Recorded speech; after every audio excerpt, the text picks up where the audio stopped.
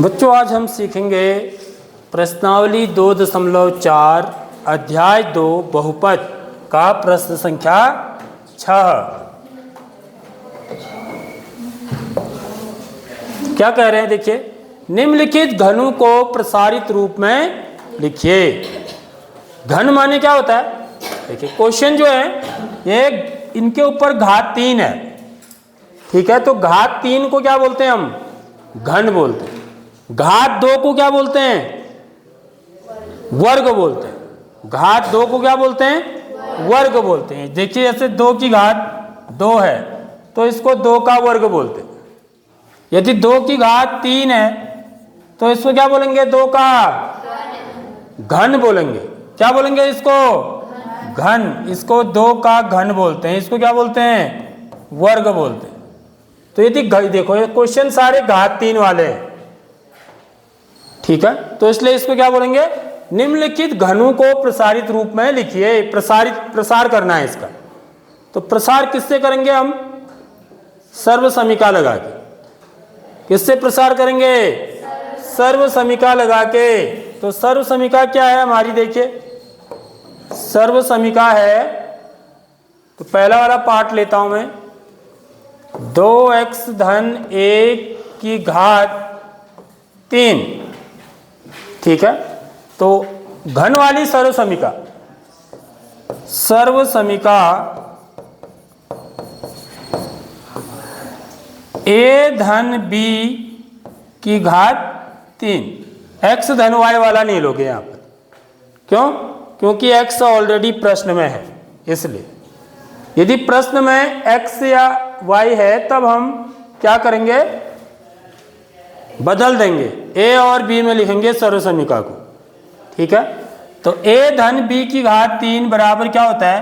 a की घात 3 धन b की घात 3 धन 3ab कोष्टक में a धन b। देखो ये सूत्र, ये सर्व समीका आपको याद करनी होगी। जब आपको ये सर्व समीका याद होगी तभी हम इस प्रश्न को हल कर पाएंगे, नहीं तो नहीं कर पाएंगे। तो यहां पर हम यदि तुलना करें सर्व समीका से, तुलना करने पर देखो हमेशा हम तुलना कर रहे हैं। तुलना करने पर किसके मान निकालूंगा मैं? a और b के मान, ठीक है। तो a बराबर कितना है बच्चों? a की जगह पर कितना है? 2x है। और b की जगह पर कितना है? 1 है। अब हम क्या करेंगे? a और b के मान इस सर्व समीका में रख देंगे। a तथा b का मान सर्व समीका में रखने पर, तो सर्व समीका में रखेंगे तो a की जगह पर 2x धन b की जगह पर 1 की घात 3, ये ऐसा हो जाएगा। आगे बात समझ में? a की जगह पर 2x, b की जगह पर 1, तो 2x धन 1 की घात 3, यही निकालना है मुझे।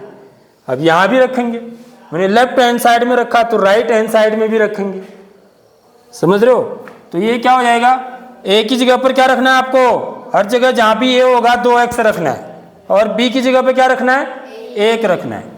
तो 2x की घात 3 धन 1 की घात 3 धन, इसका मतलब होता है 3ab का मतलब 3 गुणा a गुणा b, 3 गुणा 2x गुणा 1 कोष्टक के अंदर a धन b, a का मान 2x धन b का मान 1। बस अब इसको खोल लेना है, इसका मान निकालना है आपको। समझ में आ रही नहीं आ रही बात? अब 2 की घात 3 कितना होगा? देखो 2x पूरे की घात 3 है, कोष्टक में लगा रखा है, इसीलिए कोष्टक लगाया है। कोष्टक के अंदर इसीलिए लिखा है कि मुझे 2 की घात 3 भी पता करना है और x की घात 3 भी पता करना है। तो 2 की घात 3 कितना होगा? 8 होगा। देखो 2 की घात 3 का क्या मतलब हुआ? 2 गुणा 2 गुणा 2, घात 3 का मतलब 3 बार गुणा करना है, घात 2 का मतलब 2 बार गुणा करना है। तो 2 दूनी 4 दूनी 8, x की घात 3, x में भी लगा देंगे घात 3। 1 की घात 3 कितना होगा? 1 ही होगा। 1 गुणा 1 गुणा 1, 1 एकम 1, 1 एकम 1, धन इनको गुणा करेंगे पहले, 3 दूनी 6 एकम 6x, कोष्टक के अंदर 2x धन 1। आगे बात समझ में। अब ये कितना हो जाएगा? 8x की घात 3 धन 1 धन 6x को 2x से गुणा करेंगे। देखो 6x गुणा 2x, ठीक है, पहले पद को गुणा करेंगे, फिर 6x को किससे गुणा करेंगे? धन 1 से। 6x गुणा 1, ठीक है। आगे बात समझ में, इतनी बात समझ में आ गई। अब ये कितना हो जाएगा? 8x की घात 3 धन 1 धन 6 दूनी 12, x गुणा x, x वर्ग, ठीक है। और 6x को 1 से गुणा करेंगे तो कितना आएगा? 6x। उसके बाद जो हम बच्चों फाइनली उत्तर लिखते हैं वो घात के घटते हुए क्रम में लिखते हैं, घात के घटते हुए क्रम में। जैसे देखो ये घात 3 है, उसके x की घात 3 वाला पद सबसे पहले ही आएगा, उसके बाद कौन आएगा? x की घात 2 वाला पद, फिर कौन आएगा? x वाला पद, फिर अंत में क्या आएगा? अचर पद। इसको अचर पद बोलते हैं, जिसमें चर नहीं है।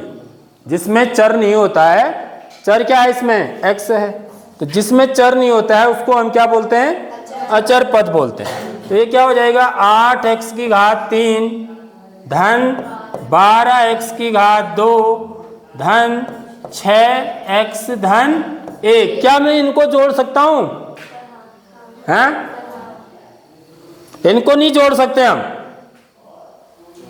समझ में आ रही नहीं आ रही बात? क्यों नहीं जोड़ सकते हैं? क्योंकि x की घात 3 और x की घात 2 समान पद नहीं है, सब अलग अलग पद हैं। ये x की घात 3 वाला है, x की घात 3 वाले में x की घात 2 वाले को नहीं जोड़ सकते हम। ऐसे ही x की घात 2 में x वाले को नहीं जोड़ सकते हम। और ये तो अचर पद है, इसमें तो x है ही नहीं, तो यही क्या होगा मेरा? आप जोड़ नहीं सकता हूं मैं, यही मेरा फाइनल उत्तर है। मुर्गी धन गाय धन भैंस धन बकरी, ऐसा आ गया है। समझ में आ रही बात? तो मुर्गी में गाय नहीं जुड़ेंगे, गाय में भैंस नहीं जुड़ेंगे, भैंस में बकरी नहीं जुड़ेंगे। या जोड़ सकते हैं? नहीं, क्योंकि सब क्या है? अलग अलग चीजें हैं। तो ये x की घात 3 वाला है, x की घात 2 वाला है, x वाला है, ये अचर पद वाला है, तो इसलिए इसको हम जोड़ नहीं सकते हैं, ऐसे ही लिखेंगे इनको। मेरी बात आ गई समझ में?